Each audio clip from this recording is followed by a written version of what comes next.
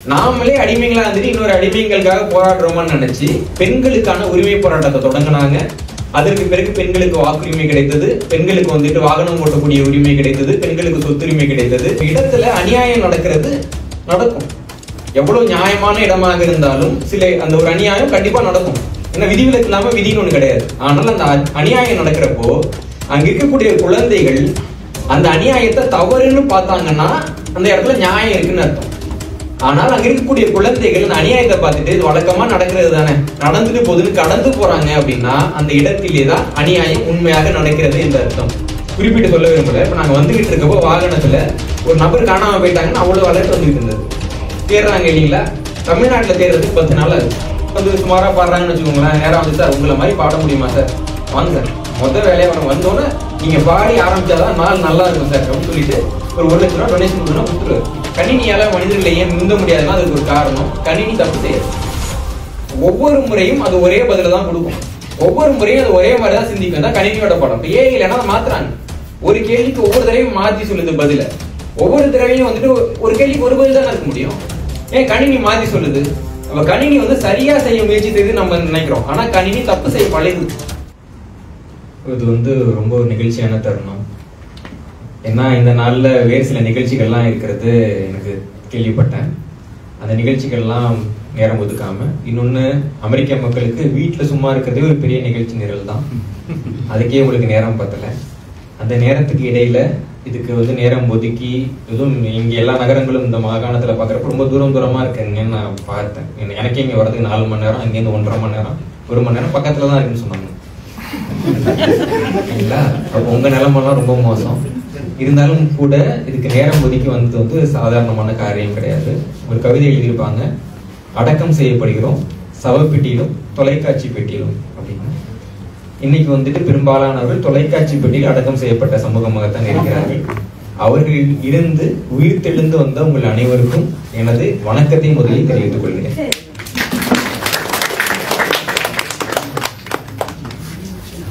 வரலாறு நம்மை விடுதலை செய்யும். இதுதான் இன்னைக்கு நம்ம பேச போற தலைப்பு. நான் சின்ன பையனா இருக்கிற வரைக்கும் எனக்கு என்ன சொல்லி கொடுத்தாங்கன்னா, வரலாறுன்றது என்னன்னா, பள்ளிக்கூடத்துல எப்பயாவது தூக்கம் வராட்டி ஆசிரியர் ஒரு வகுப்பு இருப்பாரு, நல்லா தூக்கம் வரும், அதுக்கு பேரு வரலாறு இல்லைங்களா?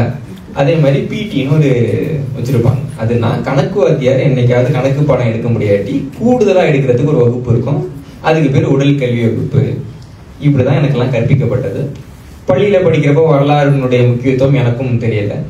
படிச்சு முடிச்சுட்டு நான் வந்துட்டு ஒரு சில நல்ல ஆசிரியர்கள் எனக்கு கிடைச்சாங்க. தமிழ்நாடு பாடநூல் கழகத்துல பாடநூலை எழுதக்கூடிய ஆசிரியர்கள்லாம் எனக்கு வகுப்பு எடுத்தாங்க. அரசு பள்ளிகள் ஆசிரியர்களுடைய தரம்ங்கிறது நம்ம நினைச்சு பார்க்க முடியாத தரம். இன்னைக்கு அதை வந்து எவ்வளவு பேர் உணர்ந்திருக்காங்கன்னு தெரியல. அப்படி நல்ல ஆசிரியர்கள் எனக்கு பாடம் எடுத்ததால் எனக்கு வந்து வரலாறு மேல ஒரு ஆர்வம் இருந்தது.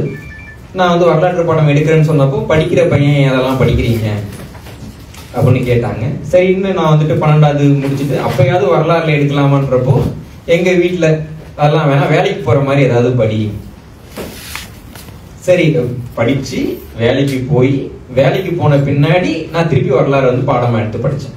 இன்னைக்கு வரலாற்று பாடத்தின் மேல சமூக பார்வைங்கிறது அவ்வளவு மோசமாக இருக்குது, அவ்வளவு மோசமா இருக்கு. வரலாறுனா தேவையே கிடையாது அப்படின்னு யோசிக்கக்கூடிய நிலைமையில நம்ம இருக்கிறோம். ஆனா அந்த வரலாற்றினுடைய முக்கியத்துவம் என்னன்னு நம்மள யாருக்காவது தெரியுமா? இல்ல தெரிஞ்சுதான் அந்த முடிவு எடுத்தோமா? நமக்கு உண்மையிலேயே ஒரு பாடத்தை பத்தி நல்லா தெரிஞ்சு இது வேணாம் அப்படின்னு முடிவு எடுக்கிறது வேற, ஒரு பாடத்தை பத்தி எதுவுமே தெரியாதுங்கிறதுனால அது வேணாம்னு முடிவு எடுக்கிறது வேற இல்லைங்களா? ரெண்டுக்கும் வேறுபாடு இருக்கு. அதான் தற்கொலைக்கும் கொலைக்கும் வேறுபாடு சொல்ற மாதிரி இந்த மக்களுக்கு என்னன்னா, உள்ளில் இருந்து ஒரு சிந்தனை வரமாட்டேங்குது. இந்த சிந்தனை எல்லாம் வெளியிலேருந்து வரக்கூடிய சிந்தனை தான். உங்க மூளையில நீங்க சிந்திச்சு வரலாறு தேவையில்லாத பாடம்னு முடிவு பண்ணீங்களா? கிடையாது. அவங்க சொன்னாங்க, இவங்க சொன்னாங்க, அவங்களுக்கு பயன்படல, அவருக்கு வேலை கிடைக்கல, இப்படியே யாரோ எங்கேயோ எப்போ சொன்னாங்க அப்படின்னு பின்பற்றப்பட்டு இருக்கு. இந்த ஆற்றல் வந்துட்டு உள்ளே இருந்து வெளில போகாம வெளியில இருந்து உள்ள வர்றதுல என்ன பிரச்சனைனா, நம்ம வீட்டுல வந்து முட்டை பார்த்துருக்கோம். அந்த முட்டை உள்ளே இருந்து உடைச்சு வெளில வர்றப்போ அது கோழி குஞ்சா வரும். வெளில இருந்து அந்த முட்டையை உடைக்கிறப்ப என்ன ஆகும்? சமூகம் இன்னைக்கு அப்படிதான் இருக்கு இல்லைங்களா? இன்னும் சொல்லலாம், ஆஃப் பாயில்னு சொல்லலாம், அரைவே காட்டு சமூகம் இல்லைங்களா? இன்னைக்கு அப்படிப்பட்ட ஒரு சமூகத்துல தான் இருக்கிறோம். ஆனா அதையெல்லாம் மீறி வரலாற்றை வந்து நம்ம படிக்க முடியும், அதை வந்து 4 பேருக்கு சொன்னா அவங்க உட்காந்து கேட்பாங்க அப்படின்ற நம்பிக்கை எனக்கு வர்றதுக்கே ரொம்ப காலமாச்சு. முதல்ல நான் எழுத ஆரம்பிச்சப்பவும் அதான் சொன்னாங்க, வரலாறு எழுத போறீங்க, உங்களுக்கு தான் நல்ல கதை எழுத வருமே, அப்புறம் எதுக்கு உங்களுக்கு இந்த வேலை, இப்படிலாம் கேட்டவங்க நிறைய பேர் இருக்கிறாங்க. இன்னைக்கு தமிழ் மக்களுடைய நல்லாசியால தமிழ்நாட்டில் நாவல் எழுத்தாளர்களின் நூல்களை விட எனது வரலாற்று நூல்கள் அதிகமாக விற்பனையாகின்றன. இன்னைக்கு நான் அமெரிக்காவுக்கு வந்திருக்கேன். அமெரிக்காவுக்கு வந்தது நான் வரது முதல் முறை. இது நான் பேசக்கூடிய ஒரு 13வது 14வது கூட்டமா இருக்கும். அனைத்து கூட்டங்களிலையும் நம்ம பார்த்தோம்னா எதிர்பார்த்ததை விட மக்களோட எண்ணிக்கை அதிகமாகத்தான் இருந்திருக்கிறது. மக்கள் வரலாற்றை கற்றுக்கொள்ள ஆசைப்படுகிறார்கள் என்ற தகவலை முதல்ல இந்த இடத்துல நான் பதிவு பண்ணிக்கிறேன். வரலாறு நம்மை விடுதலை செய்யும் அப்படின்னு தலைப்பு வர்றப்போ முதல் கேள்வி என்னன்னா, எதுல இருந்து நம்மளை விடுதலை செய்யும் இல்லைங்களா? விடுதலைனா நமக்கு ஏதாவது ஒண்ணு விட்டுட்டு ஓடுறது தானே நம்ம ஊர்ல விடுதலை, அப்படிதான் நம்ம யோசிப்போம். எதுல இருந்து என்னை விடுதலை செய்யும்பா, வரலாறு எதுக்கு முக்கியம் கேட்கிறப்போ, எதுல நீங்க அகப்பட்டிருக்கீங்கன்றதை நீங்க உணர்ந்துக்கிறதுக்கே முதல்ல வரலாறு தான் உதவி செய்யும். வரலாறு இல்லைன்னா நாம எதுல அகப்பட்டிருக்கோன்றதை நம்ம புரிஞ்சிக்கவே முடியாது. நம்மளாம் நினைச்சிட்டு இருப்போம் நம்மளாம் ரொம்ப சுதந்திரமான மனிதர்கள் அப்படின்னு. 1930வது ஆண்டுக்கு முன்பாக இந்தியாவில் இருந்த மக்கள் தாங்கள் சுதந்திரமாக இருப்பதாகத்தான் எண்ணினார்கள். 1930க்கு முன்னாடி இந்தியாவின் சுதந்திர போராட்டம்ங்கிறது பெருசா வரல. அதன் காரணம் மக்கள் அவங்களுக்கு விடுதலை வேணும்னு கேட்கல. கேட்டதெல்லாம் தன்னாட்சி அதிகாரம். எங்களுக்கு வந்து தன்னாட்சி அதிகாரம் இருக்க நாட்டை வந்து பிரிட்டிஷ் கொடுத்துட்டா போதும், தன்னாட்சி வந்துன்னா நம்மளாம் மதிச்சிருவாங்க, நம்மளாம் இங்கிலாந்துக்கு போயிட்டு வந்துட்டு இருக்கலாம், இங்கிலாந்தே பாரிஸ்டர் பட்டம்லாம் படிக்கலாம் எல்லாம் நம்பிட்டு இருக்காங்க. 1930 ஜனவரி 26 மகாத்மா காந்தியடிகள் அவர்கள் பூர்ண சுதந்திரமே எங்கள் குறிக்கோள்னு அறிவிக்கிற வரைக்கும் நாம வந்து அடிமையா இருக்கோன்ற ஒரு உணர்வே இல்லை. இந்தியாவுக்கே சுதந்திரம் கிடைக்கவில்லை இந்த காலமாகனா நம்ம சுதந்திரத்துக்கு போராடவே இல்லை. ஏன்னா நம்ம அடிமையா இருக்கிறோன்ற ஒரு உணர்வு இல்லை நமக்கு. அப்போ ஒரு அடிமை அந்த அடிமை சங்கிலியை ஒரு அலங்கார பொருள் நினைச்சு கையில மாட்டிக்கிட்டான்னா அவனுக்கு விடுதலை சாத்தியமா? சில பேர் வீடுகள்ல நாய்க்குட்டி எல்லாம் வளர்ப்பாங்க. நீங்க வாக்கிங் போறப்ப அதோட சங்கிலி அதே கவிட்டு வரும், பாத்திருக்கீங்களா? நாம அப்படிதான் இருக்கிறோம். அமெரிக்க நாட்டோட வரலாறு எடுத்துக்கங்க. இந்த பாஸ்டன் டீ பார்ட்டிக்கு முன்னாடி இவங்களை என்ன நினைச்சிட்டு இருந்தாங்க?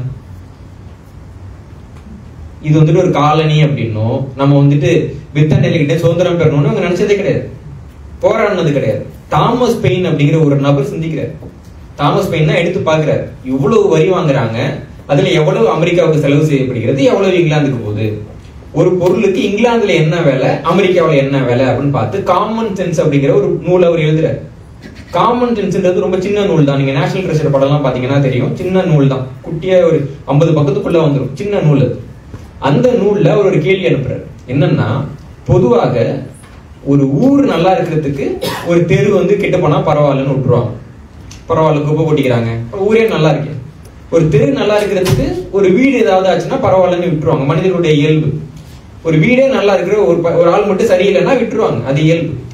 அப்போ ஒரு பெருசா ஒரு விஷயம் நல்லா இருக்கிறதுக்கு சின்னதா ஒரு விஷயம் கெட்டு போனாலும் விட்டுருவது என்பது நியாயம் கிடையாது, அது இயல்பு இல்லைங்களா? ஆனா இங்க நம்ம பாக்குறப்போ இங்கிலாந்து என்பது ஒரு சிறிய நாடு, அமெரிக்காங்கிறது ஒரு கண்டம். ஒரு நாடு நல்லா இருக்கணும்னு ஒரு கண்டம் அடியணுமா? இவ்வளவு பெரிய பரப்பு வேலை பார்த்து இத்தனோடு நாடு சாப்பிடணுமான்ற கேள்வி முதலாக தாமஸ் பெயின் என்கிற ஒரு மனிதனுக்கு தான் தோணுது. அது வரைக்கும் அவங்க சிந்திக்கவே இல்லை. அந்த கேள்வி வெளில வந்த பின்னாடிதான் இது எல்லா சம்பவங்களும் தொடர்ச்சியா நடக்குது. ஒவ்வொரு சம்பவங்கள் நடக்கிறப்பையும் கூப்பிட்டு இந்த மாநிலத்தினுடைய அதிகாரங்கள் எல்லாம் நாங்க தூக்கலான்ட்டு இருக்கோம் அப்படின்னு சொல்றப்போ அவங்கள சிந்தனை வருது, எதுக்கு நம்ம அதை விடணும்?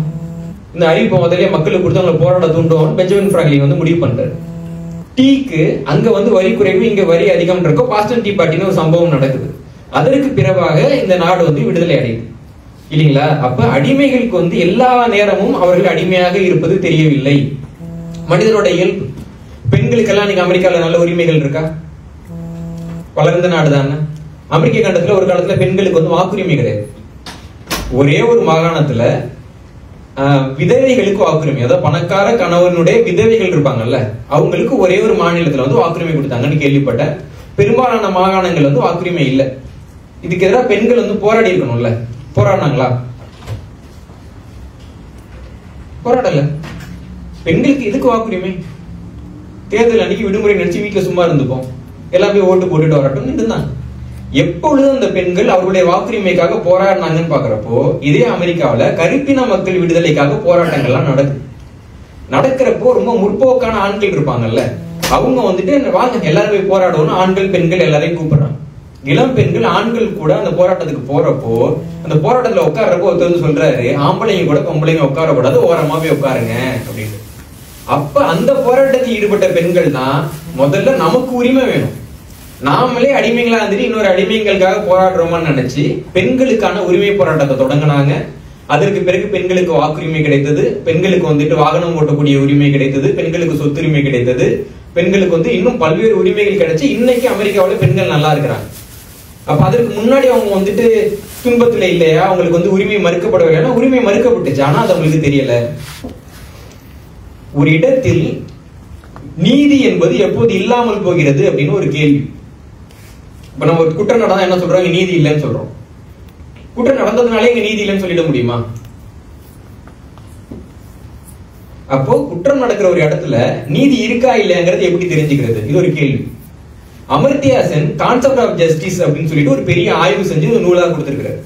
நீதியினுடைய கான்செப்ட் என்ன, நீதினா என்ன, அந்த கருத்துருவாக்கம் எப்படி வந்தது, நீதி எதுக்காக உருவாக்கப்பட்டதுன்ற அந்த ஆய்வுல அவர் சொல்றாரு, ஒரு இடத்துல அநியாயம் நடக்கிறது நடக்கும், எவ்வளவு நியாயமான இடமாக இருந்தாலும் சில அந்த ஒரு அநியாயம் கண்டிப்பா நடக்கும், ஏன்னா விதிவிலக்கு இல்லாம விதின்னு ஒண்ணு கிடையாது. ஆனால் அந்த அநியாயம் நடக்கிறப்போ அங்க இருக்கக்கூடிய குழந்தைகள் அந்த அநியாயத்தை தவறுன்னு பார்த்தாங்கன்னா அந்த இடத்துல நியாயம் இருக்குன்னு அர்த்தம். ஆனால் அங்க இருக்கக்கூடிய குழந்தைகள் அந்த அநியாயத்தை பார்த்துட்டு இது வழக்கமா நடக்கிறது தானே, நடந்துட்டு போதுன்னு கடந்து போறாங்க அப்படின்னா அந்த இடத்திலே தான் அநியாயம் உண்மையாக நடக்கிறது என்ற அர்த்தம். இன்னைக்கு நம்ம தமிழ்நாட்டுல பார்த்துக்கிட்டு இருக்கோம், அநியாயங்கள் நடக்கின்றன, மக்கள் ஏதாவது பண்றாங்களா? கிடையாது. ஆனா அமெரிக்காவில் இப்படி ஒரு அநியாயம் நடந்துருமா? நான் அதை குறிப்பிட்டு சொல்ல விரும்பல. இப்ப நாங்க வந்துகிட்டு இருக்கப்போ வாகனத்துல ஒரு நபர் காணாம போயிட்டாங்கன்னு அவ்வளவு அலர்ட் வந்துகிட்டு இருந்தது. தேடுறாங்க இல்லைங்களா? தமிழ்நாட்டுல தேடுறதுக்கு 10 நாள் ஆகுது. எல்லாம் போராடினதுக்கு அப்புறம் அது வந்துட்டு ஒரு சாதாரணமான ஒரு மனித உரிமை செயல்பாடு தானே. அப்போ நம்ம இருக்கிற ஒரு இடத்துல ஒரு சம்பவம் நடந்துட்டுன்னா அதுக்கு வந்து எதிராக குரல் கொடுக்கணுன்றது முதல்ல ஏன் உள்ளூர் மக்களுக்கு தோணல, அந்த மாவட்ட மக்களுக்கு தோணல, மாநிலத்துல யாரையும் அதை கண்டுக்கல? ஏன் கடைசியாக ஊடகங்கள்லாம் வந்த பிறகு குறிப்பிட்ட சிலர் தான் அதுக்காக போராடுறாங்க அப்படின்னா அநியாயம் நமக்கு பழகிவிட்டது. அநியாயம் யாருக்கு பழகிவிட்டதோ அவர்கள் அடிமைகள். அப்போ வரலாறு நம்மை எதிலிருந்து விடுதலை செய்யும் அப்படின்னு கேட்டீங்கன்னா நாம் முதலில் அடிமையாக இருக்கிறோம் என்பதை வரலாறு நமக்கு எடுத்து காட்டும். அடிமையாக இருக்கிறேன்ற ஒரு அறிவே இல்லாத ஒருத்தவனை நீங்க வந்து எப்படி விடுவிப்பீங்க? ஏன்னா எல்லா முறையும் சங்கிலிகள் நமது கால்களிலே பிடிக்கப்படுவது இல்லை. நம்ம கோயில் எல்லாம் யானை பார்த்திருக்கோமா? யானை எவ்வளவு பெருசுக்கு இருக்கும், பெருசு இல்லையா? யானை வந்துட்டு பெரிய பெரிய கல்ல தூக்கும், பெரிய பெரிய மரத்தை தூக்கும். யானை எப்படி கட்டி போட்டிருப்பாங்க? சங்கிலி. சங்கிலி என்ன கணத்துக்கு இருக்கும்? சின்னதா தானே இருக்கும். அந்த யானை சங்கிலி இழுத்தா அந்த சங்கிலி பிஞ்சு போகுமா போகாதா? ஏன் யானை அந்த சங்கிலி இழுக்கவே மாட்டேங்குது? ஏன்னா அந்த யானை குட்டியா இருக்கும்ல, அப்ப என்ன பண்ணுவாங்கன்னா அந்த சங்கிலியை அந்த யானை காலில் கட்டுவாங்க, கட்டி அந்த யானையை வந்துட்டு விட்டுருவாங்க. அப்ப யானை வந்து அந்த சங்கிலி அறுக்கிறதுக்கு முயற்சி பண்ணிக்கிட்டே இருக்கும், காலில் சங்கிலி உரசும், புண்ணாகும், புண்ணுல அந்த சங்கிலி உரசுறப்ப ரொம்ப வலிக்கும். சங்கிலி கட்டினாங்கன்னா நம்ம காலை வந்து ஆட்டக்கூடாது போல இருக்கு அப்படின்னு அந்த யானை கத்துக்கும். அதுக்கு பின்னாடி அதே சங்கிலிய இவங்க பூட்டிக்கிட்டே இருப்பாங்க. யானை குட்டியா இருந்தது வளர்ந்து பெருசாயிடும். இப்ப அந்த யானை இழுத்தா அந்த சங்கிலி அருந்துரும். இருந்தாலும் கூட சின்ன வயசுல வலிச்ச அந்த வலியோட ஞாபகம் இருக்குல்ல, அது அந்த யானைக்கு இருக்கும். அப்ப என்ன பண்ணணும்னா இந்த சங்கிலியை நம்ம இழுக்க கூடாது, இந்த சங்கிலி இருந்துட்டு போகட்டும், இந்த சங்கிலி இருந்தாதான் நமக்கு வலி வராது அப்படின்னு புரிஞ்சுக்கும். அப்ப இந்த இடத்துல சங்கிலி என்பது யானையின் கால்களிலே போடப்படவில்லை, யானையின் மூளையிலே போடப்பட்டிருக்கிறது. இது இந்த யானைக்கு நீங்க புரிய வைக்க முடியுமா? இல்லைங்களா? அப்ப யானைக்கு புரிய வைக்க முடியாத மாதிரியே நமக்கும் புரிய வைக்க முடியாது. நமக்கும் நிறைய சங்கிலிகள் இருக்கு. நீங்க வந்துட்டு சில துறைகள்ல படிக்கிறப்ப ஜோ ஹாரி விண்டோ அப்படின்னு ஒரு விஷயம் சொல்லுவாங்க. ஜோ ஹாரிங்கிற 2 பேர் சேர்ந்துட்டு மனிதனுடைய மனம் எப்படி வேலை செய்யுதுங்கிறத பார்த்து ஒரு கட்டத்தை உருவாக்குறாங்க. அதுக்கு ஜோ ஹாரி விண்டோ அப்படின்னு பேர். அந்த கட்டத்துல 4 கட்டம் இருக்கும். முதல் கட்டம் என்னன்னா ஐ நோ யூ நோன்னு சொல்லுவாங்க. எனக்கு தெரியும் உனக்கும் தெரியும். சார் நீங்க வந்து நிறைய படிச்சிருக்கீங்க சார்னா, புது தகவலா அது, அவன் படிச்சா நான் அவனுக்கு தெரியாதா? சரிங்க நல்லதுங்க அப்படிமா. அப்போ எனக்கும் தெரியும் உனக்கும் தெரியும். அடுத்தது எனக்கு தெரியும் உனக்கு தெரியாது. நம்ம சில பேரை வந்துட்டு திட்டுறப்ப அப்படி பார்த்துட்டு இருப்பாங்க, முடிச்சிட்டியா, உனக்குள்ளதான் தெரியும் சொல்றோம் இல்லைங்களா? குறிப்பா வந்துட்டு வீட்டுல இருக்கக்கூடியவங்களை பத்தி நமக்கு அந்த அளவுக்கு தான் தெரியும். நல்லா பாட்டு பாடுவாங்கன்னு சொந்தக்காரங்க பண்ணாங்கன்னா தெரியும் இல்லைங்களா? அப்போ எனக்கு தெரியும், உனக்கு தெரியாது. இது வந்து இன்னொரு பகுதி. இன்னொரு பகுதி என்னன்னா, எனக்கும் தெரியாது, உனக்கும் தெரியாது. ஒரு மனுஷனுக்கு நல்லா நீச்சல் வரக்கூடிய உடல்வாகு இருக்கும், ஆனா பாலைவனத்துல பிறந்திருப்பான். அப்ப நீச்சல் வரும்னு அவனுக்கு தெரியுமா? மத்தவங்களுக்கு தெரியாது. இதெல்லாம் பரவாயில்ல. நாலாவதா ஒரு கட்டம் இருக்கு, இதான் இருக்கிறதுலே மோசமான கட்டம். You know I don't know. சில பேர் வந்து பாட்டு பாடிட்டு இருப்பாங்க, நம்ம கேட்கறதுக்கு நாராசமா இருக்கும். ஆனா அவங்களுக்கு வந்துட்டு அவங்க நல்லா பாடுறாங்க, ரொம்ப கான்பிடண்டா போயிடுவாங்க. 5 நிமிஷம் பாடிட்டு இருக்கலாம் வா அப்படிமா. அப்போ அவங்க சுத்தி இருக்க எல்லாருக்குமே தெரியும். சில பேர் நீங்க சாப்பிட்டு தான் போகணுமாங்க, நான் சாப்பிட்டா போயிடுவோமா இல்லையா? நம்ம வேணான்னு பண்றோம் இல்லைங்களா? அப்போ அவங்களுக்கு என்னன்னா அது அவங்க சரியா பண்றாங்க அப்படின்னு தோணும். சில பேர் வந்துட்டு என்னன்னா அவங்க எடுக்கிற முடிவு சரியா இருக்கும்னு நினைப்பாங்க. கூட இருக்க எல்லாருக்கும் அந்த முடிவு தப்பா இருக்குன்னு தெரியும், ஆனா யாருமே சொல்ல மாட்டாங்க, நீங்க எடுக்கிறது தாங்க அப்படின்னு சொல்லுவாங்க. அதையும் அவங்க நம்புவாங்க.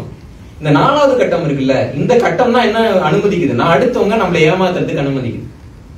உண்மையான நண்பர்களோ உண்மையான உறவோ யாருக்காவது இருந்துச்சுன்னா அவங்க மட்டும்தான் அதிலே தப்பிக்க முடியும். அவங்க மட்டும் தான் சுட்டி காட்டிக்கிட்டே இருப்பாங்க, உனக்கு இந்த இப்படி நீ பண்ற இது நியாயம் கிடையாது, என்னைக்கு இருந்தாலும் உனக்கு இது பிரச்சனை ஆகும் அப்படின்னு உரிமையா அவங்க சொல்லுவாங்க. இன்னைக்கு அப்படி உரிமையா சொல்ற எல்லாரையும் விட்டுட்டு தான் நம்ம தனியா போய் வாழ்ந்துட்டு இருக்கோம். அதனால நமக்கு பெரும்பாலானவர்களுக்கு இந்த வாய்ப்பு கிடையாது. இந்த 4வது கட்டம் எது அனுமதிக்குதுன்னா, நம்மை நாமே கைதியாக்கி கொள்வதற்கு அனுமதிக்குது. யாராவது வந்துட்டு உங்களுக்கு பிடிச்ச மாதிரி பேசினா போதும். ஒருத்தவங்க வந்து சுமாரா பாடுறாங்கன்னு வச்சுக்கோங்களேன், நேரம் வந்து சார் உங்களை மாதிரி பாட முடியுமா சார், வாங்க சார் மொத்த வேலையா வந்தோன்னே நீங்க பாடி ஆரம்பிச்சாதான் நாள் நல்லா இருக்கும் சார் அப்படின்னு சொல்லிட்டு ஒரு 1 லட்சம் ரூபாய் டொனேஷன் கொடுக்கணும் கொடுத்துருவாரு இல்லைங்களா? அப்ப இந்த நபர்கள் வந்து ஏமாத்துக்காரங்கன்னு சொல்றாங்க இல்லைங்களா? ஏமாத்துக்காரங்க எல்லாரும் ஏமாத்துறது இல்லையே. ஒருத்தர் வந்துட்டு நான் இங்க ஏமாந்து அங்க ஏமாந்து அங்க ஏமாந்து அங்க ஏமாந்து இவங்க எல்லாம் ஏமாத்துக்காரங்க பாரு, இவங்க வேற யாரையும் ஏமாத்திருக்க மாட்டாங்க. அப்ப நான் ஏமாளின்னு சொல்றதுக்கு நமக்கு ஏன் வாய் வர மாட்டேங்குது இல்லைங்களா? அப்ப இப்படி நமக்கு கண்ணுக்கு தெரியாத நிறைய சங்கிலிகள் இருக்கின்றன. அது ஒரு நபருக்கு மட்டும் சொல்ல முடியாது, ஒரு இனத்துக்கே அந்த மாதிரியான சங்கிலிகள் இருக்கலாம் இல்லைங்களா? அப்ப அந்த சங்கிலிகள்லாம் எதுன்னு பார்த்து அவற்றை நாம் உடைத்தால் மட்டும்தான் நமக்கு வந்து உண்மையான ஒரு விடுதலைன்னு கிடைக்கும். இல்லாட்டி முன்னேற்றமே இல்லைங்க, மேலேயே வரலங்க, உழைச்சுக்கிட்டே இருக்கோங்க, வாழ்க்கை நல்லா இல்லைன்னு சொல்லுமே தவிர ஏன் அப்படி இல்லைன்ற அந்த காரணத்தை நம்ம கண்டுபிடிக்க முடியாது. எப்பயுமே வந்துட்டு ஒரு விஷயத்த நம்ம தெரிஞ்சுக்கணும்னா அதுல இருந்து கொஞ்சம் தூரமா நின்று பார்க்கணும். மாக்கியவெல்லி அப்படின்னு ஒரு எழுத்தாளர் தி பிரின்ஸ் அப்படிங்கிற ஒரு புத்தகத்தை எழுதியிருந்தார். ஒருவேளை வந்து அர்த்த சாஸ்திரம் கிடைக்காம போயிருந்ததுன்னா பிரின்ஸுங்கிற நூல் தான் அரசியலமைப்பு பத்தின 1வது நூலாக கருதப்பட்டிருக்கும். அதுல ஒரு உதாரணம் சொல்றாரு அவர். அரசர் எப்படி இருக்கணும், மக்கள் எப்படி இருக்கணும்னு சொல்றப்போ, ஒரு பெரிய பள்ளத்தாக்கு இருக்குல்ல, அதோட அழகை ஒருத்தவன் பார்க்கணும் முடிவு பண்றான். அப்ப அவன் எங்க இருந்து பார்க்கணும்? மலை மேல இருந்து பார்க்கணும். ஒரு மலையோட அழகை ஒருத்தவன் முழுசா பார்க்கணும்னு நினைச்சா அவன் எங்க போய் பார்க்கணும்? பள்ளத்தாக்கு போய் பார்க்கணும். அது போல அரசர்கள் வந்து மக்களை தெரிஞ்சுக்கணும் அப்படின்னா அவர்கள் மக்களோட போய் பார்க்கணும், மக்கள் அரசை தெரிஞ்சுக்கணும் அவங்க அரசர்களா அவங்களை நினைச்சு பார்க்கணும் அப்படின்னு சொல்றாங்க. அப்ப நம்மளை பத்தி நாம தெரிஞ்சுக்கணும்னா நம்மிடம் இருந்து நாம் தூரமாக சென்று பார்க்க வேண்டும். இதே ஒரு கூட்டம் தமிழ்நாட்டுல சென்னையில நடந்து விடுதலையை பத்தி நம்ம பேசணும்னா பெரும்பாலானவங்க அதை பத்தி ஆர்வம் காட்ட மாட்டாங்க. ஏன்னா வெள்ளக்காரன்ட்டு நம்ம எப்பயும் சுதந்திரம் வாங்கிட்டோம், இந்த பையன் ரொம்ப தாமதமா வந்திருக்கிறாரு இல்லைங்களா, அப்படிதான் யோசிப்பாங்க. இங்க வந்து பேசுறப்ப ஏன் இவ்வளவு பேர் அந்த தலைப்பு மேல ஆர்வம் காட்டுறீங்கன்னா இங்க இருக்கக்கூடியவர்கள் இந்த நிலத்தில இருந்து தூரமா இருக்கிறீங்க. அப்ப உண்மையான மதிப்பீடு உங்களுக்கு தெரியுது, நம்முடைய நிலைமை என்ன, நம்ம எப்படி இருந்தோம் எப்படி இருக்கிறோம் அப்படின்னு தெரியுது. அமெரிக்காவில இருந்து போகக்கூடிய தமிழர்கள் தமிழ்நாட்டை உத்தரப்பிரதேசத்தோட ஒப்பிட்டு நல்லா இருக்கலாம் சொல்ல மாட்டாங்க. ஏன்னா நீங்க அமெரிக்காவில இருந்து போறீங்க, அப்ப அமெரிக்காவை விட இது குறையுதுன்னு சொல்லுவீங்க. தமிழ்நாட்டை சொல்றப்ப நம்ம உத்தரப்பிரதேசத்தோட நல்லா தானப்பா இருக்கும். உத்தரப்பிரதேசம் எனக்கு பெரியப்பா பையனா, எதுக்கு என் கூட அவங்கள ஒப்பிடணும் இல்லைங்களா? நமக்கு அந்த கேள்வி தமிழ்நாட்டில இருந்து கேட்கிறப்ப வர்றது இல்லை, இங்க இருந்து கேட்கிறப்ப வருது. அப்போ தூரமாக நின்று பார்க்கின்ற பொழுது வரலாறு நமக்கு பாடம் கற்பிக்குது. இப்ப அமெரிக்கா நாட்டோட வரலாறை பாக்குறப்ப இங்க நம்ம பெடரலிஸ்ட பாக்குறோம், ஒவ்வொரு மாநிலத்துக்கும் அதற்கான உரிமை கொடுக்கப்பட்டிருக்குன்றத பாக்குறோம். இந்தியாவுக்கு போறப்ப அப்படி இல்லை. அப்புறம் என்னன்னு பார்த்தா குவாசி பெடரலிசம்னு கொடுத்திருக்காங்க. கூட்டாட்சி போல்வு நாடு, கூட்டாட்சி நாடு கிடையாது. அப்ப இந்த நாடுகள் எல்லாம் பாக்குறப்ப லிஸ்ட் வந்து கன்கரண்ட் லிஸ்ட் எல்லாம் கிடையாது, அங்க மட்டும்தான் இருக்கு. உண்மையாவே இந்த ஊர்ல மேயர்ங்கிற பதவிக்கு மரியாதை இருக்கு, அந்த ஊர்ல மேயர்ன்ற பதவிக்கு வந்து சில காரணங்களுக்காக கொடுக்கப்படுதுன்றதெல்லாம் நம்ம ஒப்பிட்டு பார்த்து தான் தெரிஞ்சுக்கணும் இல்லைங்களா? அப்ப ஒரு வரலாறு ஒப்பீட்டு அளவுல இன்னொரு வரலாறு எப்படி அணுகிறதுன்ற பார்வையை நமக்கு கொடுக்குது. இந்த பார்வை அனைத்தும் இருந்துச்சுன்னா மட்டும்தான் வரலாறு நம்மை விடுதலை செய்யும். இது கேட்கறதுக்கு சில விஷயங்கள் நமக்கு கடினமா இருக்கலாம். ஏன்னா வந்துட்டு பொதுவா அடுத்தவங்க மேல குறை சொல்றது வந்து நமக்கு எளிது. ஒரு முள்ளு மேல கால் வச்சா என்ன சொல்லுவோம் நம்ம? முள்ளு வந்து உங்க வீட்டுக்கு வந்து உங்களுக்கு குத்திருச்சு இல்லையா? நியாயமா என்ன சொல்லணும்? முள்ளு மேல நான் காலை வச்சிட்டேன் அப்படின்னு சொல்லணும். நமக்கு இப்படி சொல்ல வாய் வருதா? வராது. மனிதனுடைய இயல்பு அப்படிதான். அப்ப நாம ஒரு தப்பு செய்யறப்போ அந்த தப்பா முதல்ல ஏத்துக்கணும். ரெண்டாவதாக அந்த தவறுல இருந்து பாடம் கத்துக்கணும். எல்லாரும் தவறு செய்யறோம்ல, தவறு செய்யறது மனிதனுடைய பலமா பலகீனமா?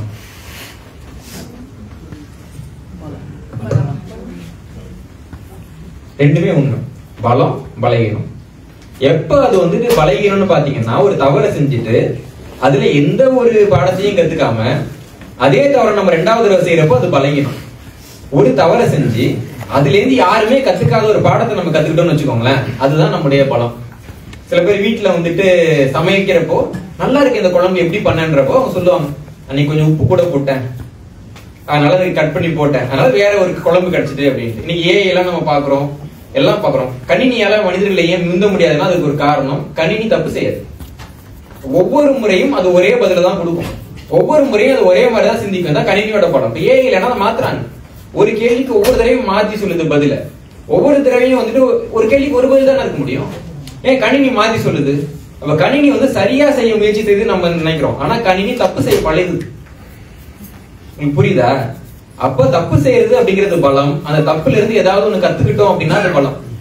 நம்ம என்ன பண்றோம்னா தப்பு செய்யறப்ப குற்ற உணர்ச்சிக்கு தான் ஆளா வரும். நம்ம இப்படி பண்ணிட்டோம், மனுஷனா தப்பு தான் பண்ண செய்வாங்க. 100% சரியாக அந்த செயலை செஞ்சவன் யாராவது ஒருத்தவங்களை காட்டுங்க. ஆல்பர்ட் ஐன்ஸ்டீன்ல ஆரம்பிச்சு பெரிய பெரிய பணக்காரர்கள் ஆரம்பிச்சு பெரிய பெரிய அரசியல்வாதிகள் ஆரம்பிச்சு எல்லாரும் தவறு செஞ்சிருக்கிறாங்க. ஆனா அந்த தவறை எப்படி அவர்கள் முடிவுக்கு கொண்டு வந்தார்கள்? இப்ப காந்தி வந்துட்டு ஒரு இயக்கத்தை தொடங்குறாரு.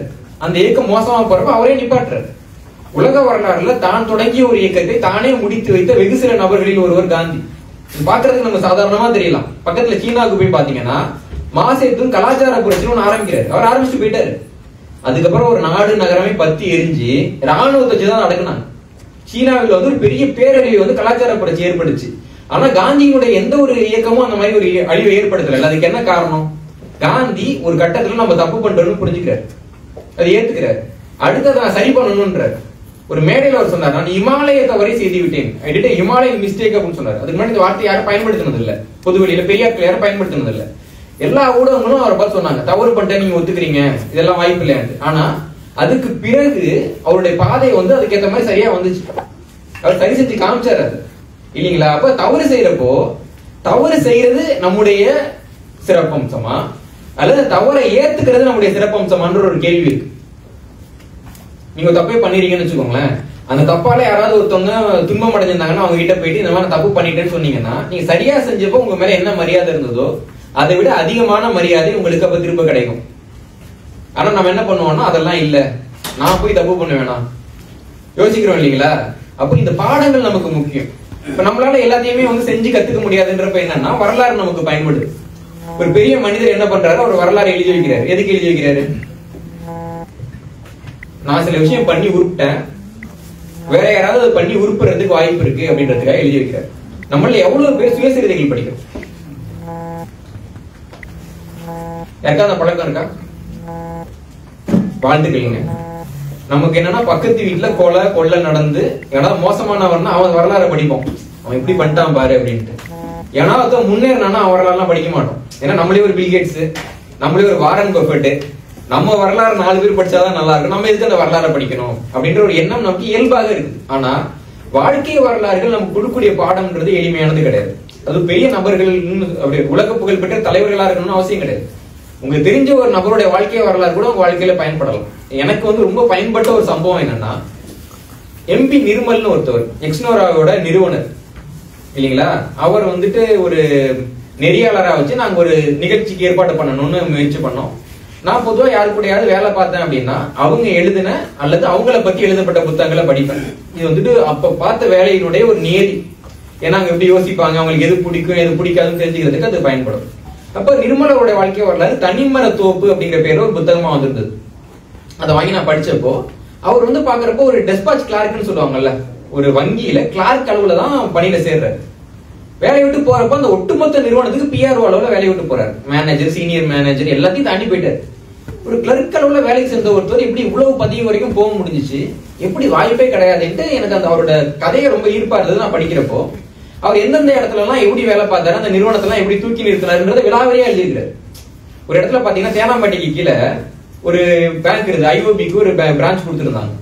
அந்த இடத்துல எதுவுமே கிடையாது, பக்கத்துல சாலை மட்டும்தான் இருக்கு. எல்லா சாலையில வேகமா போயிடுவாங்க, வந்துருவாங்க. அந்த வங்கிக்குள்ள யாருமே வரமாட்டாங்க. ஆனா அங்க ஒரு பெரிய இடம் இருந்துச்சு. இவர் என்ன பண்ணாருன்னா முதல்ல அங்க முழுக்க பார்க்கிங்கா அதை மாத்தினாரு. யாரு வேணாலும் பார்க் பண்ணிக்கலாம், மவுண்ட் ரோடுக்கு போற யாரு வேணாலும் பார்க் பண்ணிக்கலாம். பேங்கை திறந்து விட்டுட்டு பார்க் அண்ட் பேங்க்னு ஒரு போர்டு வச்சாரு. அப்ப என்னன்னா பார்க் பண்றதுக்காக 10 தடவை வர்றாங்கல்ல, மனிதர்களுக்கு எப்பயுமே ஒரு சேவையை தொடர்ச்சியா பயன்படுத்துறப்ப திருப்பி ஒண்ணு பண்ணணும்னு தோணும். நம்ம 10 தடவை பார்க் பண்ணிருக்கிறோம், வேற எங்கேயாவது பார்க் பண்ணா ஒரு 10 ரூபா கொடுக்குற மாதிரி இருந்திருக்கும்ல, நம்மள்ட்ட வாங்கலையே, என்ன பண்றது, சரி ஒரு அக்கௌண்ட் ஆரம்பிப்போம், 2 அக்கௌண்ட் ஆரம்பிப்போம், 3 அக்கௌண்ட் ஆரம்பிப்போம். ஆயிரக்கணக்கான அக்கௌண்ட் வந்து அந்த பிரான்ச் வந்து சென்னையிலேயே மிக முக்கியமான ஒரு பிரான்ச்சா மாத்தினாரு. இன்னொரு இடத்துக்கு அவர் போறப்போ அந்த நிறுவனத்தை நடத்தணும் அப்படின்னா அந்த இடத்துல 2 மிக முக்கியமான நபர்கள் இருக்காங்க. ஒரு திறமைசாலி, இன்னொரு திறமைசாலி, 2 பேரும் திறமைசாலி. ஆனா 2 பேருக்கு ஆகாது. இவர் சொன்னா அவர் ஒத்துக்க மாட்டார், அவர் சொன்னா இவர் ஒத்துக்க மாட்டார். அடி பறக்குது, நீ ஒன்னால முடியுமா என்னால முடியுமா, பையெல்லாம் பறக்க கூட அடிச்சுட்டு இருக்காங்க ஆபீஸ்ல. இவருக்கு என்ன பண்றதுன்னு தெரியல. முதல்ல நபரை கூப்பிடுறாரு, கூப்பிட்டு இந்த ஆளை பத்தி சொல்லுங்க. அவர் ஆரம்பிக்கிறார், அவன் இருக்கானே ஆரம்பிச்சு சில்லு சில்லா பிரிக்கிறாரு. அவரை அது பண்ணா இது பண்ணா இது பண்ணா அது பண்ணா அவ்வளவு பேசுறாரு. பேசி முடிச்சுட்டு இவ்வளவு கெட்ட விஷயம் சொல்றீங்கல்ல, நல்லதா ஏதாவது ஒன்று பண்ணிருப்பார்ல, வாழ்க்கையில எல்லாரும் தப்பே பண்ணிருப்பாங்கன்னு சொல்ல முடியாது, உங்களுக்கு நல்லதா பண்ணிருப்பார்லன்றப்ப அதையும் கேக்குறீங்க. ஒரு தடவை எனக்கு ஆக்சிடென்ட் ஆயிட்டு கொண்டு போய் நான் ஆஸ்பத்திரியில போட்டிருந்தாங்க. இவர் தான் ஆளை வந்து பார்த்தாருங்க, ஏதோ ஆளை வந்து பார்த்துட்டாரு சொல்லிட்டாரு. சரி இந்த ஒரு அனுப்பிட்டாரு. 2வது ஆளை கூப்பிடுறாரு. கூப்பிட்டு இப்பதான் அவர் வந்துட்டு போனாரு, வந்துட்டு போயிட்டாருனா இருங்க சார் நான் சொல்ல இருக்கேன், இருங்க அதெல்லாம் சொல்லாதீங்க, கையை கொடுங்க, நீங்க ரொம்ப நல்ல மனுஷனா, அவருக்கு வந்து அடிபட்டு இருக்கப்போ நீங்க தான் ஆளா போய் பாத்தீங்களா, உங்களை பத்தி ரொம்ப பெருமையா சொல்லிட்டு இருந்தாருன்னு சொல்லிட்டாரு. அவ்வளவுதான். அடுத்த நாள் பார்த்தா 2 பேரும் கட்டி பிடிச்சிட்டு பாத்துக்கங்க. இது மிக முக்கியமான பாடம். அதுக்கு பின்னாடி நான் வந்து பல்வேறு இடங்கள்ல வேலை பார்த்தப்போ யாராவது 2 பேருக்கு நடுவில் பிரச்சனை வந்துச்சுன்னா நான் அதை பயன்படுத்திக்கிறேன், என் வாழ்க்கையில பயன்படுத்திக்கிறேன். இந்த ஒரு விஷயத்துல இருந்து நான் கத்துக்கிட்டது ரொம்ப ரொம்ப அதிகம் இல்லைங்களா. இதை வந்துட்டு ஒரு வாழ்க்கை வரலாறு படிக்காம நம்ம எப்படி தெரிஞ்சுக்க முடியும்? ஒரு கேள்வி வருதுல நமக்கு. அப்போ வரலாறுங்கிறது தன்னை வளப்படுத்திக் கொள்ள நினைக்கக்கூடியவர்களுக்கு, ஒரு சம்பவத்தை நம்ம செஞ்சு இல்லை நமக்கு நிகழ்ந்துதான் கத்துக்கணும்னு இல்லாம முன்கூட்டியே அதை கத்துக்க விரும்புறவர்களுக்கு வரலாறு என்பது ஒரு மாபெரும் வாசல். வரலாற்று வாசிப்பு என்னன்னா, நீங்க ஒரு வாழ்க்கையை 100 ஆண்டுகள் வாழ்ந்து அதுல சாராம்சமா தெரிஞ்சுக்க வேண்டியதை 100 ஆண்டுகள் வாழ்ந்த ஒரு மனிதனுடைய வாழ்க்கை வரலாறு படிப்பதன் மூலமா நம்ம தெரிஞ்சுக்க முடியும். இதுல நான் உங்களுக்கு ஒரே ஒரு டிப்ஸ் கொடுக்குறேன். தொழிலதிபர்கள் இதுல வாழ்க்கை வரலாறு எல்லாம் படிக்காதீங்க. எப்பயுமே ஒருத்தவங்க லாபம் சம்பாதிச்சாங்கன்னா அவங்க எதுல இருந்து சம்பாதிச்சாங்கன்னு சொல்ல மாட்டாங்க இல்லைங்களா. அவங்க வந்துட்டு உண்மை, உழைப்பு, உயர்வுன்னு எழுதி வச்சிருப்பாங்க. அதை வச்சு ஒரு வெங்காயமும் நமக்கு கிடைக்காது. அதனால தொழிலதிபர்கள் மட்டும் வாழ்க்கை வரலாறு எழுதாங்கன்னா தூக்கி அந்தாண்ட வச்சுட்டு தனியா இருக்கிறவங்க போய் எப்படிதான் சார் சம்பாதிச்சீங்க அப்படின்னு கேட்டீங்கன்னா அவங்க சொல்லுவாங்க. மற்றபடி பொது வாழ்க்கையில் இருக்க நிறைய பேரோட வாழ்க்கை வரலாறு நமக்கு பயன்படும். அப்போ ஒரு வரலாற்று செய்திங்கிறதுனுடைய விலை மதிப்புன்றது ரொம்ப ரொம்ப அதிகம். அந்த சூழ்நிலையில அது ரொம்ப நல்லா பயன்படும் நமக்கு. மற்ற எல்லாருமே ஒரு ஆயுதமே இல்லாம இருக்கிறப்போ ஒரு செய்தி நமக்கு மாபெரும் ஆயுதமாக பயன்படுவதற்கான அத்தனை வாய்ப்புகளுமே இருக்கு. இன்னொன்னு என்னன்னா, இப்போ நீதினு ஒண்ணு சொல்றோம், நியாயம்னு ஒண்ணு சொல்றோம். ரெண்டுக்கு என்ன வேறுபாடு?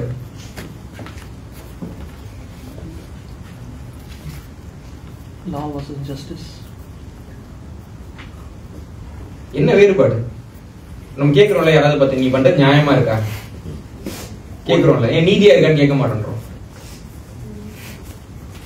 நீதின்றது பொதுவான வெளியில அக்செப்டட். நியாயம் அப்படின்றது வந்து தனி மனிதர்களால் இது சரி இது தவறு அப்படின்னு மனதளவுல புரிஞ்சுக்கிட்டது. ஏறத்தால சரியான ஒரு விளக்கம். என்னன்னா, நீதி என்பது பெரும்பான்மை மக்களோட நியாயம் நீதி, சிறுபான்மை மக்களோட நியாயம் வந்து நீ அநீதியா மாறிடு.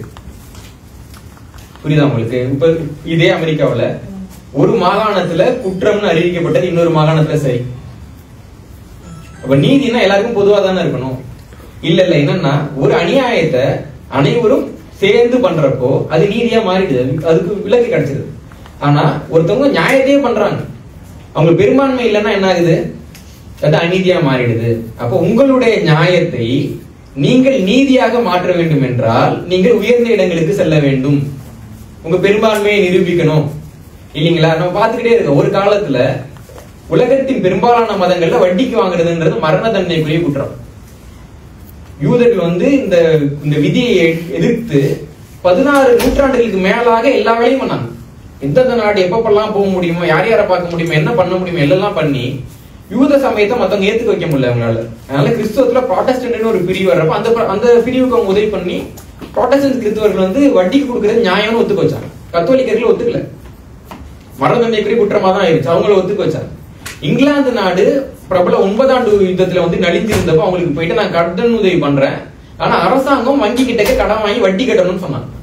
இங்கிலாந்து அரசாங்கம் முதலாக பண்றப்போ அப்பதான் மத்திய வங்கின்ற ஒரு அமைப்பு வருது. இன்னைக்கு எல்லா நாட்டுக்கும் மத்திய வங்கி இருக்குல்ல, மத்திய வங்கின்ற ஒரு அமைப்பு உருவாக்கப்பட்டது கடன் வாங்குறது தப்பு இல்லைன்ற ஒரு மனநிலையை மக்கள் கிட்ட உருவாக்குறதுக்காக. இன்னைக்கு சில நாடுகள் மட்டும்தான் வட்டின்றத வந்து ஏற்காம இருக்கிறாங்க. அப்போ ஒரு காலகட்டத்துல உலகம் முழுக்க அநீதியாக பார்க்கப்பட்ட ஒரு செயல். இன்னைக்கு வந்து எல்லாரும் வட்டிக்கு வாங்கிட்டு இருக்கோம்ல, யார் யாரெல்லாம் வந்து வங்கியில கணக்கு வச்சிருக்கோமோ, நீங்க விரும்புறீங்களோ விரும்பலையோ நீங்க வட்டிக்கு காசு வாங்கிட்டு இருக்கீங்க. அப்போ பழைய சட்டப்படி நாம எல்லாம் மரண தண்டனைக்குரிய குற்றவாளிகள். நம்ம என்ன பண்றோம்னா நம்ம நியாயத்தை தான் பேசிக்கிட்டே இருக்கோம். என் பக்கம் நியாயம் இருக்கு, நியாயம் ஜெயிச்சிரும், வாய்மையே வெல்லும். தெரியுமா உங்களுக்கு எந்த ஊர்ல வாய்மையே வெல்லுச்சு? யாரு பாத்தீங்க? வாசகம் சரி தப்பா பிரிச்சிருக்கிறாங்க. வாய் மெய்யை வெல்லும் இல்லீங்களா? அமெரிக்காவில் வழக்கறிஞர்கள்லாம் பாக்குறீங்க, இவ்வளவு வசதியா இருக்கிறாங்க. வாய்மையை வெந்துச்சுன்னா வசதியா இருக்க முடியுமா? சொல்லுங்க. எல்லா நாட்டிலையும் அதானே. அப்போ சட்டத்தை எப்படி பயன்படுத்துறது இல்லீங்களா? அப்போ முதல்ல நம்முடைய நியாயத்தை அடுத்தவர்களுக்கு சட்டமாக்கணும். அது எளிது கிடையாது. நான் ஆஸ்திரேலியா நாட்டுக்கு போயிருந்தேன். ஆஸ்திரேலியா நாட்டுடைய வரலாறு நம்ம பாக்குறப்போ மனிதன் எப்படி பேராற்றல் மிக்கவனாங்கிற நூல்ல சில சம்பவங்களை குறிப்பிட்டிருந்தாங்க. அவங்க என்ன சொல்றாங்கன்னா, ஆஸ்திரேலியாவுக்கு வந்துட்டு புதிய மக்கள் போறாங்க, பூர்வீக மக்களும் இருக்கிறாங்க. ரெண்டு பேருக்கும் நடுவுல நிறைய பிரச்சனைகள் வருது. பூர்வீக மக்கள் வந்து அம்பு விடுறாங்க, அவங்க துப்பாக்கி எடுத்து சுடுறாங்க, ரெண்டு பக்கமும் செத்து போறாங்க. அப்ப ரெண்டு பக்கத்துல யாரு அநீதியா இருக்காங்கன்னு பாக்குறதுக்காக முதல்ல அங்க இருக்கக்கூடிய மக்களை கூட்டி கேட்கறாங்க, நீங்க எதுக்கு அவங்களை சுட்டீங்க அப்படின்ட்டு. அவங்க சொல்றாங்க, இல்லங்க நாங்க வந்து ரொம்ப கஷ்டப்பட்டு ஒரு நிலத்தை சமதளப்படுத்தணும், அதுல வந்து ஒரு விதையை போட்டோம், ஒரு மரம் வளர்ந்துச்சு, அதை சுத்தி நாங்க வந்து வேலி கட்டணும், வீட்டுக்கு காம்பவுண்ட் போட்டு மரம் பழுக்கிறப்போ ஏறி வந்து பிரிச்சுட்டு போறாங்க அவங்க. நாங்க வந்து ஒரு தோட்டம் எல்லாம் போட்டோம், ஒரு பட்டி வச்சு அங்க வந்து ஒரு கால்நடையை நாங்க நல்லா வளர்த்து சாப்பாடு எல்லாம் போட்டு பண்றப்போ அவங்க திருடிட்டு போயிட்டாங்க, நான் சுட்டோன்றாங்க. இது நியாயமா? நியாயம் இல்லையா? சொல்லுங்க. அடுத்து இந்த பூர்வீக மக்கள்கிட்ட கூப்பிட்டு கேட்கறாங்க, நீங்க எதுக்கு போயிட்டு அந்த பழத்தை பறிச்சீங்க? அவங்க சொல்றாங்க, இல்லங்க நாங்க வந்து இங்க இருக்கிறோம், எங்களுக்கு நாடு வீடு நிலம்லாம் தனி மனித உடைமை கிடையாது, நாங்க போயிட்டே இருப்போம், ஒரு மரத்துல பழம் இருந்துச்சுன்னா பறிச்சுப்போம், ஒரு விலங்கு சாப்பிடுற மாதிரி இருந்துச்சுன்னா அங்கு போட்டு சாப்பிடுவோம், இது எங்க நியாயங்க?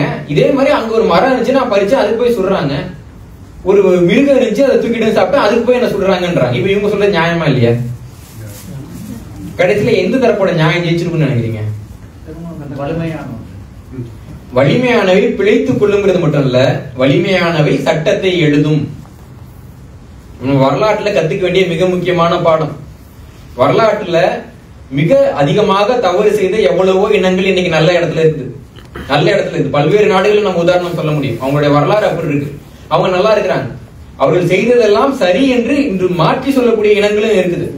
ஆனா நாங்க நியாயத்து பக்கம் நின்னோம், நேர்மையால் வீழ்த்தப்பட்டோம் என்று தமிழர்கள் மட்டும்தான் காலங்காலமா சொல்லிக்கிட்டே இருக்கிறோம். இதற்கு காரணம் என்னன்னா, ஒருபோதும் தமிழர்கள் தங்கள் பெரும்பான்மையை பயன்படுத்தியதே இல்லை. நம்ம பெரும்பான்மையா இருக்கிறப்ப நமக்கு ஏத்த மாதிரி சட்டம் போட்டுக்கணுமா இல்லையா? நம்ம போடல. சிறுபான்மையா இருக்கிறவங்க வளர்ற வரைக்கும் காத்திருப்போம், வளர்ந்து அவங்க நம்ம தலைமையிலேயே உட்காந்து மிளகா அரைச்சி முழு கடிச்ச பின்னாடி உட்காந்து ஒப்பாரி வைப்போம். ஒவ்வொரு இடத்துலயும் அதான பண்ணிக்கிட்டு இருக்கோம். பர்மால தான் பண்ணோம், வட இந்தியா முழுக்க அதான் பண்ணோம், தென்னிந்தியா முழுக்க அதான் பண்ணோம், இலங்கையில அதான் பண்ணோம், தமிழ்நாட்டுல அதான் நீங்க பண்ணிக்கிட்டு இருக்கோம். உலக நியாயம் பேசியே உருப்படாமல் போன இனம்னு நம்மளை பத்தி தனியா ஒரு புத்தகம் போடலாம். நம்ம வரலாறு அப்படித்தானே இருக்கு. அப்ப வரலாற்றில் இருந்து நாம ஏதாவது கத்துக்கிறோமா அப்படின்னா கிடையாது.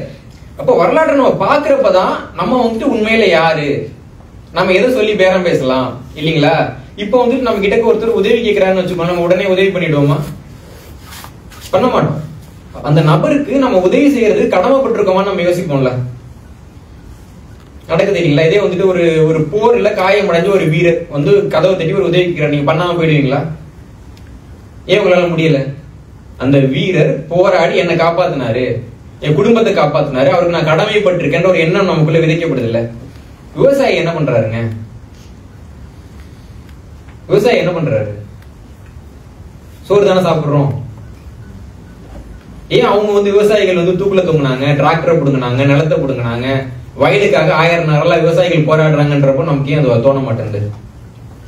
ஏன்னா இவர்கள் ராணுவ வீரர்களுடைய முக்கியத்துவம் நமக்கு கற்பிக்கப்படுது, விவசாயிகளோட முக்கியத்துவம் நமக்கு கற்பிக்கப்படல.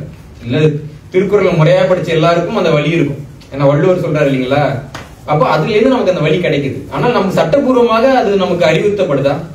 இப்ப நமக்கு வந்து வரி கட்டுறப்பே வந்துட்டு அவங்களுக்கு தனி மருத்துவமனை எல்லாம் கொடுக்குறாங்கல்ல, தனி சலுகைகள் எல்லாம் கொடுக்குறாங்கல்ல. அந்த மாதிரி விவசாயிகளுக்கு ஏதாவது சலுகைகள் கொடுக்கப்படுதா? இங்க கூட இங்க வந்து மானியங்கள் கொடுக்கப்படுது. அமெரிக்க நாட்டை நம்ம அதெல்லாம் ஒன்றும் குறை சொல்ல முடியாது. இந்தியாவில் இன்னைக்கு நிலைமை என்ன? லட்சக்கணக்கான விவசாயிகள், அதுலயும் வந்து அந்த என்னன்னா பெரும்பாலான விவசாயிகள் வந்துட்டு வெறும் 5000 ரூபாய் கடனுக்காக, வெறும் 5000 ரூபாய் கடன், அதை திருப்பி கொடுக்க முடியல. அப்ப அந்த மான உணர்ச்சினால அவங்க ஒரு தவறான முடிவு எடுக்கிறாங்க. அந்த 5000 ரூபாய் கடனை நம்ம கொடுக்க முடியாதா? ஏன் நம்ம பண்றது இல்லைன்னா அவர்களுடைய நியாயம் நமக்கு தெரியாது, அவர்களால வந்துட்டு அதை விளம்பரப்படுத்த முடியாது, சொல்ல முடியாது. அப்ப நம்ம கண் முன்னாடியே நமக்கு சோறு போடக்கூடிய விவசாயிகளுக்கு என்ன நிலைமை இருக்குன்னு நம்ம பார்த்துட்டு நம்முடைய நியாயத்தை நம்ம சொல்லாம இருந்தா நமக்கு என்ன கிடைக்கும்?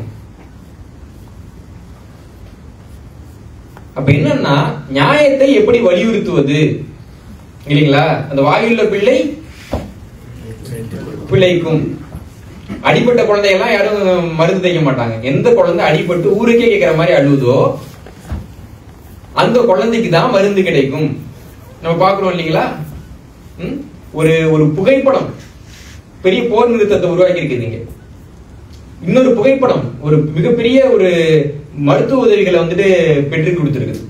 ஆனால் ஒரு இடத்துல இருந்துட்டு நூற்றுக்கணக்கான ஆயிரக்கணக்கான புகைப்படங்களும் வீடியோ வந்துகிட்டே இருக்கு. தோன்ற இடத்துலாம் கிடைக்குது. ஏதாவது ஒரு தாக்கத்தை நம்மளால ஏற்படுத்த முடிஞ்சா? ஒரு தாக்கத்தை சர்வதேச சமூகத்து மத்தியில ஒரு பச்சை குழந்தையினுடைய பை கிடைக்குது, அதை வச்சு நம்மளால பண்ண முடிஞ்சா? உலகத்திலேயே வந்துட்டு சவக்குழிகள்ல இருந்து பால் கூட்டி எடுக்கப்படக்கூடிய நிலங்கள் வந்து தமிழர் வாழ்ந்த நிலங்கள் தான். நம்மளால ஏதாவது பண்ண முடியுதா? இன்னைக்கு நம்மால அடுத்தவங்களுக்கு பண்ண முடியலன்னா நாளைக்கு நமக்கு யாராவது உதவி பண்ண முடியுமா? அப்ப வரலாற்றுல வந்துட்டு துயரங்கள் எல்லா இனத்துக்கும் நடந்திருக்கு. வாழ்ந்த இனங்கள் எல்லாம் வீழும். ஆனால் அந்த வீழ்ச்சிக்கு ஒப்பாரி வைத்து எந்த இனம் அழிகிறதோ அந்த இனம் தான் மீண்டு எழும். எங்களுக்கு அநீதி இழைக்கப்பட்டது, நாங்க அந்த உலகத்துக்கு இவ்வளவு செஞ்சிருக்கிறோம். உண்மையாவே நம்ம செஞ்சிருக்கிறோம். தமிழர்கள் இந்த உலகத்துக்கு அவ்வளவு நல்லது செஞ்சிருக்கிறோம். ஒரு காலகட்டத்தில் தமிழர்களுடைய உற்பத்தி பொருளை பார்த்துதான் ஐரோப்பிய நாடுகள்லாம் எங்க இருக்கு இந்தியான்னு தேடிச்சு. அப்படி இந்தியாவை தேடி வரப்ப தவறுதலா வந்த இடம் தான் இந்த இடம். நம்ம மட்டும் எதை உருவாக்கலன்னா அமெரிக்கான்ற ஒரு கண்டம் ஐரோப்பியர்களுக்கு தெரிஞ்சிருக்கிறதுக்கு வாய்ப்பு கிடையாது இல்லைங்களா?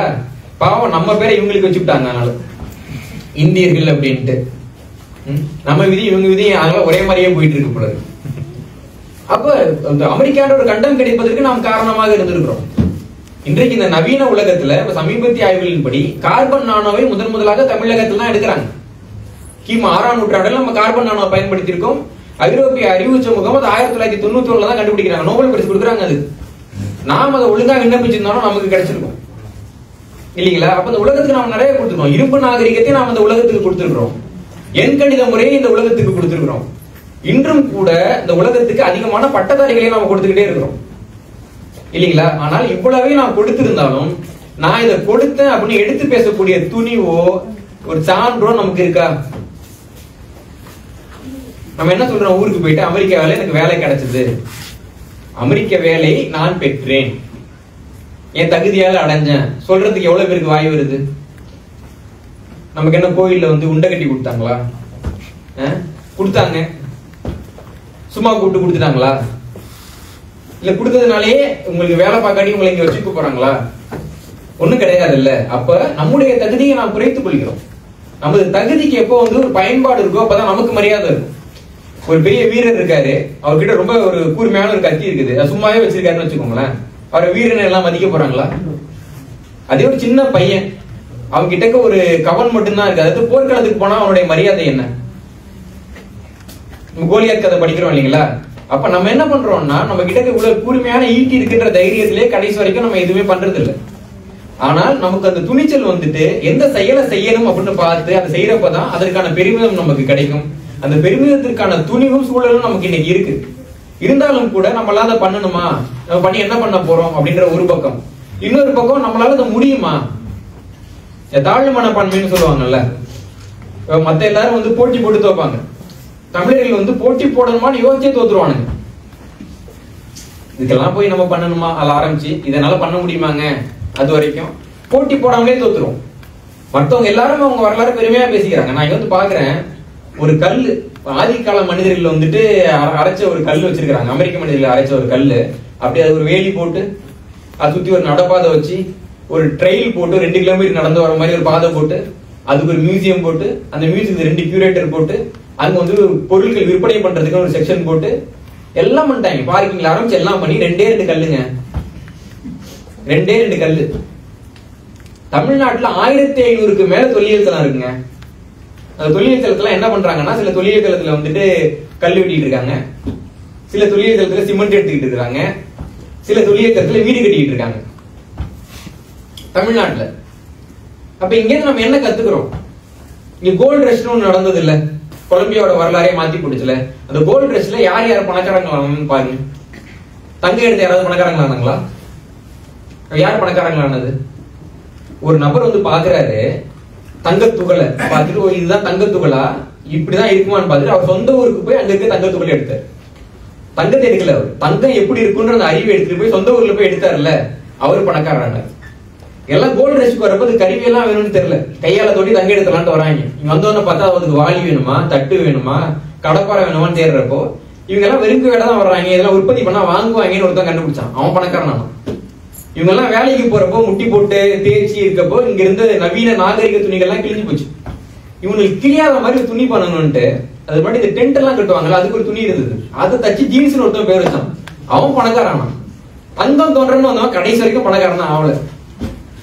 ஏறதால தமிழர்கள் மாதிரிதான் நம்ம போய் உழைச்சி சம்பாதிச்சு முன்னேறணும், முன்னேறணும் தானே உங்க வேலை. அதனால உழைச்சி சம்பாதிச்சவங்க தான் நம்ம நாட்டுல முன்னேறி இருக்காங்களா? முன்ன பின்ன அந்த மாதிரி அற்புதம் ஏதாவது நடந்திருக்கா? அப்புறம் நமக்கு மட்டும் நடக்குன்னு எதிர்பார்க்கிறோம் இல்லையா? நம்ம மனநிலையே அப்படிதான். இந்த உழுத மாடு ஊருக்கு போனதுமாங்கல்ல, ஒரு மாடு ஒரு வயலெல்லாம் உழுது முடிச்சிருக்கோம், இன்னொரு வயலுக்கு அது வந்து ஒரு வண்டியில ஏற்றி இறக்குவாங்க. இறக்கணும்னா முதல் வேலையா போயிட்டு அந்த நுகத்தறிக்கிட்ட போய் கலந்து நீட்டோம் வைங்க. நம்மெல்லாம் அப்படிதான். கார்பரேட் ஒரு பழமொழி சொல்லுவாங்க, வேலை கேட்கிறவனுக்கு வேலை கொடு, சம்பளம் கேட்கிறவனுக்கு சம்பளம் கொடு. நம்ம கேட்டிருக்கோமா சம்பளத்தை? அப்படி கேட்க முடியும்ன்றதே நமக்கு ரொம்ப தாமதமாக தான் தெரியும். அப்போ நம்ம போன உடனே என்ன பண்றோம்னா அந்த கற்றல்ங்கிறது ஒண்ணு கிடையாது. வேலைக்கு போறப்போ முதல் 1 மாதத்தை வந்து பாத்தீங்கன்னா ஹனிமூன் பீரியட்னு சொல்லுவாங்க. எதுக்குன்னா நீங்க வேடிக்கை பாத்தீங்கன்னா யாரும் உங்களுக்கு திட்ட மாட்டாங்க இல்ல. அதாவது ஒருத்தர் புதுசா கல்யாணம் ஆயிருக்கு, மனைவி கிட்ட வந்து நீ என்ன நல்லா சமைப்பியோ அதை பண்ணி போடுமான்னு இருக்காரு. அவங்க போட்டுருக்காங்க, உமா நல்லா அருமையா இருக்குமா, சாப்பிட்டாரு. காலையில மத்தியானம் திருப்பி வச்சிருக்கிறாங்க, வச்ச உடனே சாப்பிட்டு சொல்லிருக்காரு, பரவாயில்லம்மா ஏதாவது உடம்பு சரியில்லையா, மதியானம் சமைக்கலையா, பரவாயில்ல. ராத்திரி வச்சிருக்காங்க, ஓ அதே டிஃபனா அப்படின்னு சாப்பிட்டுருக்காரு. அடுத்த நாள் காலையில உப்புமா வச்சிருக்காங்க, அடுத்த நாள் மதியானம், அடுத்த நாள் ராத்திரி. பெருசா சண்டை போட்டாரு. உடனே மனைவி சொன்னாங்க, உங்களுக்கு என் மேல ஆசை எல்லாம் ஒரே நாள்ல போயிட்டு. அந்த மாதிரி நீங்க வேலைக்கு போனீங்க அப்படின்னா முதல் 1 மாசம் நீங்க உப்புமாவே கிண்டலாம், உங்களை யாரும் ஒண்ணு சொல்ல மாட்டாங்க. புதுசா நீங்க வந்திருக்கீங்கன்னு உங்களை விட்டுருவாங்க. நம்ம என்ன பண்ணுவோம் தெரியுமா, அந்த முதல் மாசம் தான் போயிட்டு நமக்கு என்னென்ன வித்தெல்லாம் தெரியும் களத்துல இருப்போம். எப்ப வந்து வேடிக்கை பார்க்கணுமோ அப்ப போய் வேலையை பார்ப்போம். பார்த்துட்டு எல்லாரும் வேலையை பார்க்கறப்ப நம்ம வேடிக்கை பார்த்துட்டு இருப்போம். என்னத்த வாழ்க்கை, அவன் ஜிஎம் ஆகிறான், இவன் மேனேஜர் ஆகிறான், நம்ம மட்டும் இப்படியே இருக்கோமே இல்லைங்களா? அப்ப என்னன்னா கற்றல் என்பது நமக்கு ஒரு மிக முக்கியமான அங்கம். படிக்க செல்லக்கூடிய நிறைய பேர் சொல்லக்கூடிய காரணம் என்னன்னா, நான் வேலைக்கு போறேன் இல்ல தொழில் பண்றேன், எனக்கு படிக்கிறதுக்கு நேரம் இல்லை. ஜேஆர்டி டாடா அவருடைய வாழ்க்கை வர்றாங்க பாக்குறப்போ அவர் காலையில முதல் வேலையை என்ன பண்ணுவார்னா படிப்பார். ஒரு நாளைக்கு குறைஞ்சது 2 மணி நேரம் படிப்பார். அவர் காலகட்டத்தில் வந்து ஐரோப்பிய பத்திரிகை எல்லாம் நம்ம ஊர்ல கிடைக்காது. கப்பல்ல அவருக்கு பத்திரிகை வரும், அவருக்கு காப்பி கப்பல்ல வரும். கப்பல்ல வர்ற காப்பியை தாமதமா வாங்கி படிப்பாரு. படிச்சுட்டு அதுக்கு ஏதாவது கடிதம் எழுதுனா ஆட்களை தொடர்பு கொள்ளணும்னா அவர் போய் தொடர்பு கொள்வார்.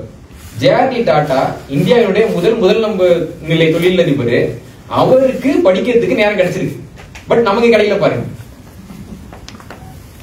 ஜவஹர்லால் நேரு இந்தியாவினுடைய பிரதமராக இருந்தவர். நாடாளுமன்ற உரையில பேசுறப்ப நிறைய மேற்கோள் காட்டுவார். தாமஸ் ஜெபர்சன் என்ன சொல்லியிருக்காருன்னா, இவர் என்ன சொல்லியிருக்காருன்னா, அவர் என்ன சொல்லியிருக்காருன்னாட்டு போய் பார்த்தா நிஜமாவே சொல்லியிருப்பாங்க.